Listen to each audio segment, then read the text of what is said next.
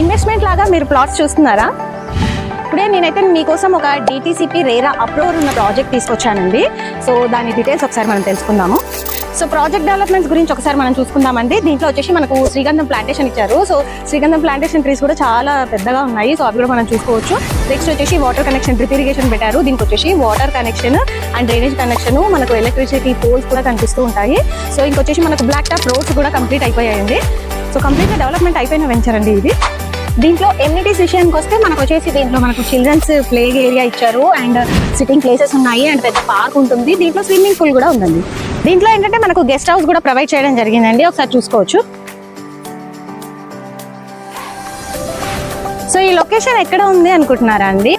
National highway, Sagar highway. ఈ road వచ్చేసి మన వెంచర్కి వెళ్ళే రోడ్. ఇదైతే మన వెంచర్ యొక్క ఎంట్రన్స్.